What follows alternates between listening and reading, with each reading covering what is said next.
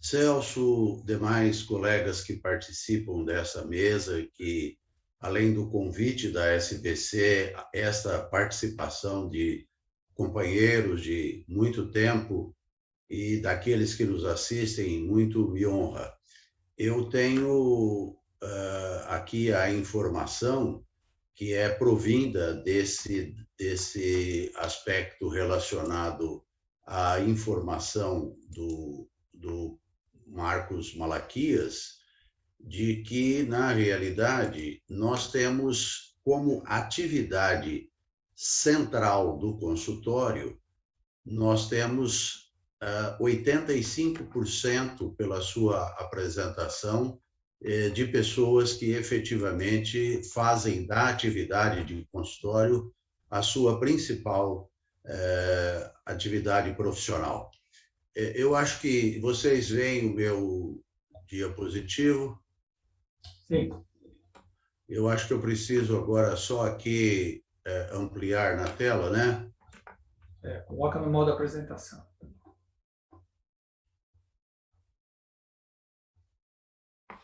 Deixa eu achar aqui que ele está no modo apresentação. Pronto. Agora acho que todos veem. Eu inicio aqui por essa informação de que eu não tenho qualquer conflito de interesse em relação a esta apresentação e ela não está progredindo aqui, Daniel, para quando eu clico para passar o próximo, qual seria? Fernando, o senhor pode passar com o mouse. Muito bem. Então, aqui, esse é o meu tema, a arte do atendimento médico do consultório. Como eu dizia, isto é extremamente oportuno, porque a grande maioria dos nossos colegas, nós mesmos, fazemos desta atividade a principal do nosso trabalho. E eu vou fazer uma apresentação muito otimista. Muito otimista, porque o otimismo é um critério importante e eu vou me basear naquilo que o médico conhecido como o médico pai da medicina moderna, William Osler, ao lado de outros que tiveram tanta importância, e ele define com muita propriedade. A prática da medicina é uma arte, não é um comércio. Um chamado não é um negócio. Uma atividade em que o coração será exercitado igualmente a mente ou a cabeça. Este é o princípio básico que nós devemos trabalhar no nosso consultório, na nossa atividade de atender as pessoas e de levar a elas o que elas de nós esperam.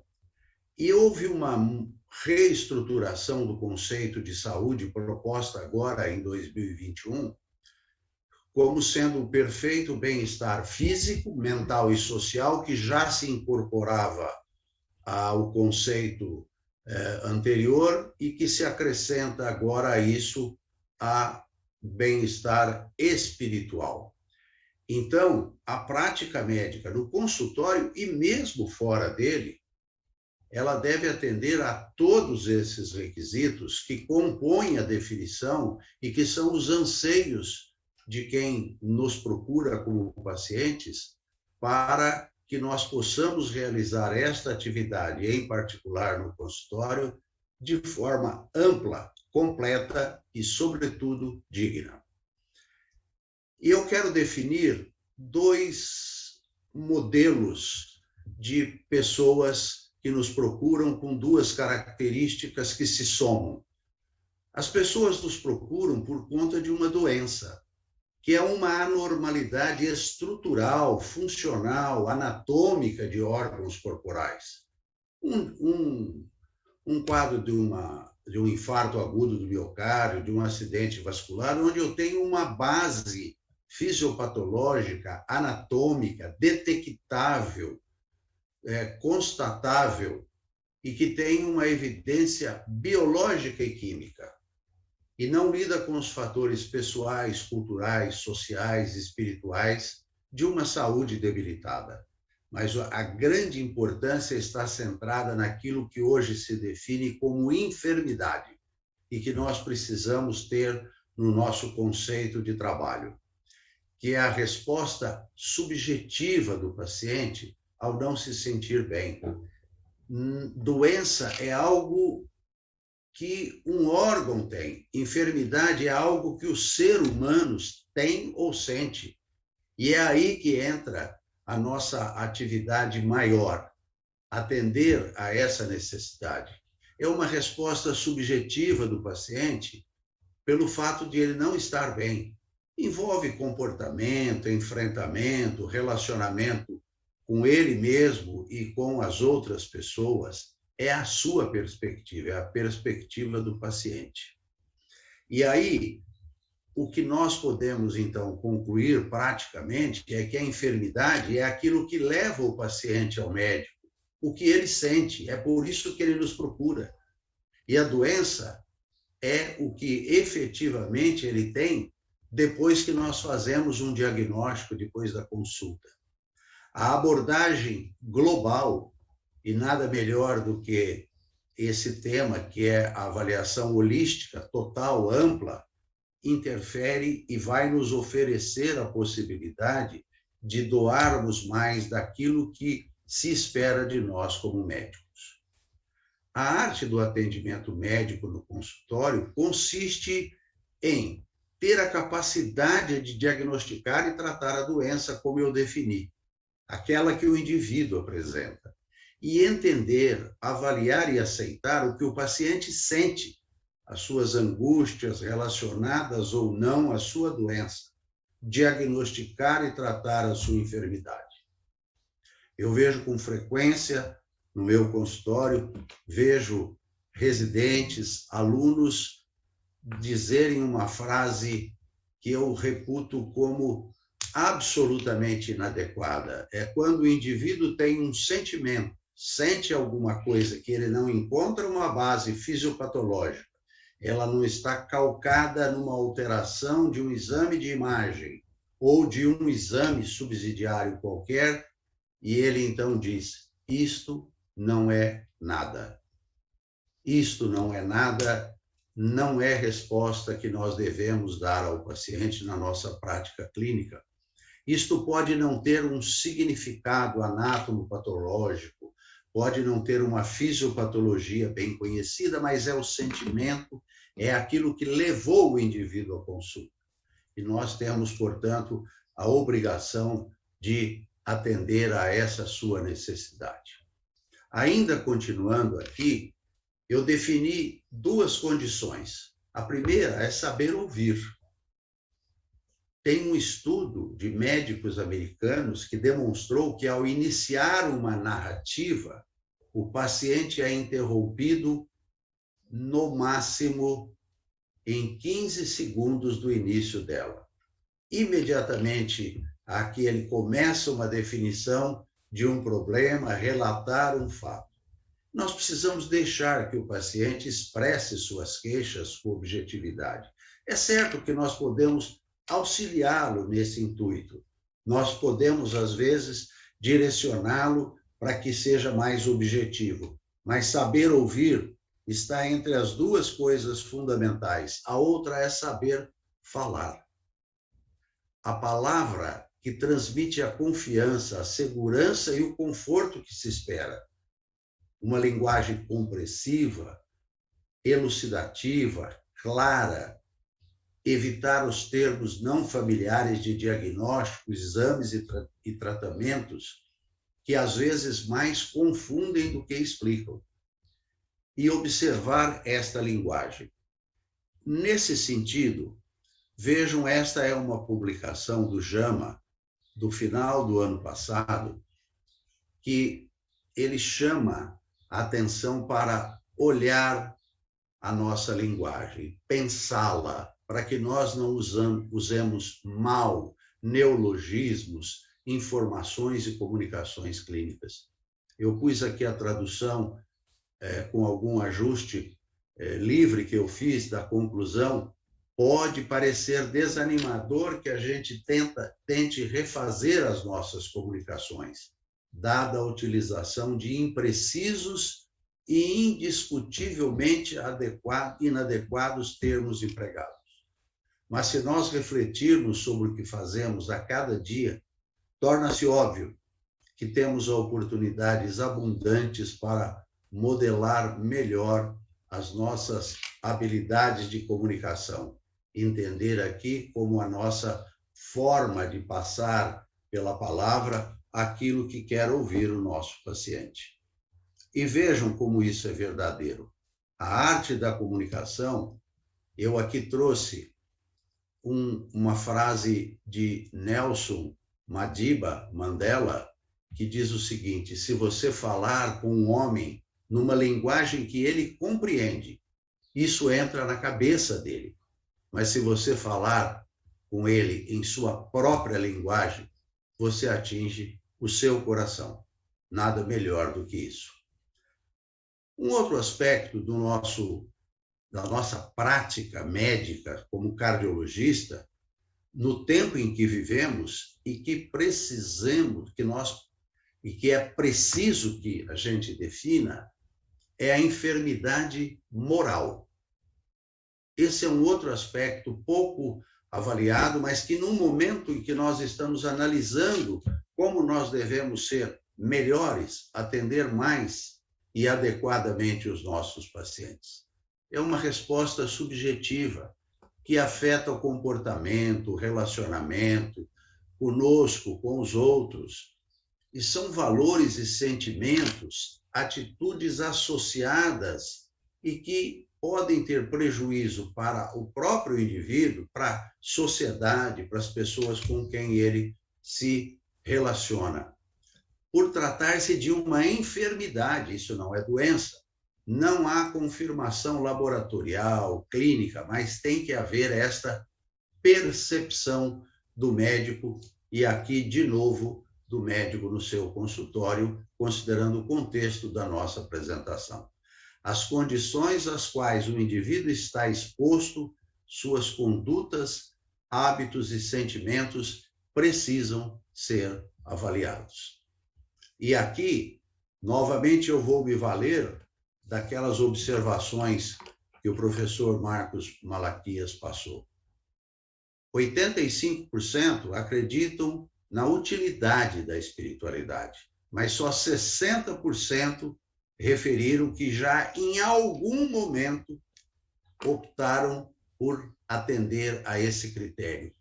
Isto porque traz uma visão que ainda não é completamente clara e definitiva, que é confundir espiritualidade com religiosidade e religião. Isto é um conjunto de valores morais, mentais, emocionais que norteiam os pensamentos e comportamentos, atitudes na circunstância da vida de relacionamento intra e interpessoal. Isto é uma característica que não necessariamente vem apareada, embora muitas vezes ela se expresse na forma de uma religiosidade, uma prática religiosa ou de uma prática de uma religião. Mas isso é uma característica que pode estar presente em agnósticos, em ateus, em indivíduos materialistas de qualquer forma. Olhar para essas necessidades afeitas à espiritualidade e à sua enfermidade, respeitando, conhecendo a vontade de compreender e ajudar é necessário. Mais de 90% dos doentes internados em hospitais em avaliação recente mostraram ou expressaram a sua vontade de serem avaliados e terem uma ajuda e uma visão espiritualista no momento da sua doença. E um privilégio conquistado e que nós precisamos manter. Estes são dados do Datafolha, mostrando a confiança nas instituições no Brasil. Então, em vermelho está aquilo que se tem confiança absoluta, em verde, claro, tem uma relativa, moderada, e em vermelho que não confiam. Então, vejo aqui na sequência a igreja, as forças armadas e assim por diante, e sem nos causar surpresa, o último à direita, que é na classe política, em que 90% das pessoas não confiam. Mas vejam, médicos, 81% têm confiança na sua prática médica, naquilo que nós fazemos. Então, esse é um privilégio conquistado e que precisa ser mantido. Na arte do atendimento, eu defini algumas metas e um lema. Isso nada mais é do que aquilo que foi proposto 400 anos antes de Cristo para o pai da medicina, Hipócrates, que diz: jamais prejudicar o enfermo, não buscar aquilo que não é possível oferecer ao paciente, lutar contra o que está provocando a enfermidade. Veja que ele já falava de enfermidade, nesta época, levando o contexto onde a enfermidade traz no seu bojo a doença, mas é mais do que ela, porque envolve a parte emocional, os sentimentos. Acreditar no poder da cura da natureza, onde a gente pode acreditar na fé, na espiritualidade e no potencial de cada um. O paciente nos procura em busca do diagnóstico de sua doença, entendimento e atenção à sua enfermidade, para amenizar os seus sofrimentos, dar-lhe confiança para a vida e esperança para o viver, e proporcionar-lhe a cura. Avicena, um dos que, ao lado de outros, como eu já citei, estão entre os médicos da medicina moderna de maior expressão, não sem razão diz que a imaginação é metade da doença, a tranquilidade é a metade do remédio e a paciência o primeiro passo para a cura. E aqui a nossa paciência em primeiro lugar. Princípios e atitudes que eu recomendo para terminar, baseado em 3 opiniões sobre esse assunto. Ao examinar a doença, ganhamos a sabedoria sobre a anatomia, a fisiologia e a biologia. Ao examinarmos a pessoa, ao tratarmos da enfermidade com a doença, ganhamos sabedoria sobre a vida. Jung recomenda uma atitude que se aproxime mais entre médico e paciente. Conheça todas as teorias, domine todas as técnicas, que é o que nós mais nos orgulhamos, sobretudo como cardiologistas, onde nós temos um universo enorme, crescente, progressivo de técnicas e tecnologias. Mas ao tocar uma alma humana, seja outra alma humana. E, de novo, Hipócrates: onde quer que a arte da medicina seja amada, haverá também amor pela humanidade. Eu tomei a liberdade de trazer aqui um texto de um livro que eu estou publicando agora, que é o meu mais recente, que ainda está no prelo, mas deve sair. E num momento deste livro em que eu faço reflexões sobre alguns aspectos, eu escrevi isso sobre os médicos. Nós, médicos, temos que ter todos os cuidados, paciência e respeito com os pacientes.